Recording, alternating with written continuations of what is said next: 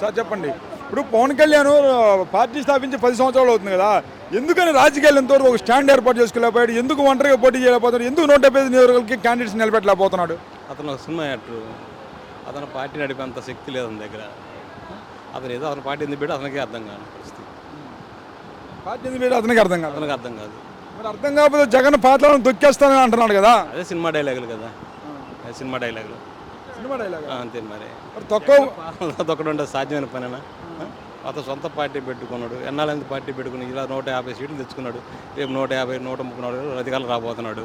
అతను పాదాలు దొక్కడం అంటే అది అసంభవమైన మాట కదా. అని ఏదో నోటికి వచ్చిన మాట మాట్లాడుకుంటూ పోతాడు. టీడీపీ జనసేన కూటమి దెబ్బ ఫ్యాన్ రెక్కలు ఇరిగిపోతాయి ఈ దెబ్బ అంటున్నారు కదా. అవి ఏదో ఊహించుకుంటారు, అవన్నీ అదేం కాదు. ఇంకా ఏం లేదు, అవన్నీ రావు. అది అసంభవమైన మాట. మరి ఇప్పుడు ఒకసారి నన్ను నమ్మండి, జగన్ కంటే ఎక్కువ పథకాలు ఇస్తా అంటున్నాడు చంద్రబాబు నాయుడు. చంద్రబాబు నాయుడుకి అయిపోయింది, అతను చేయలేడు. అతను వయసు అయిపోయింది, పరిపాలించే శక్తి సాలదు. ఆ వయసు కూడా సహకరించదు ఆయనకి. ఆయన పెద్ద ఆయన అనకూడదు మనం. అతను సహకరించలేడు, చేయలేడు కూడా. కానీ సూపర్ 6 అంటున్నాడు, అది 6 గ్యారెంటీలు, అందులో ఫ్రీ బస్ అంటున్నాడు, అన్నం కూడా సిలిండర్లు అంటున్నాడు. ముందు ఇచ్చాడు ఆయన్ని కూడా, ఇంతకుముందు చాలా గ్యారెంటీ ఇచ్చాడు. ఏం చేశాడు?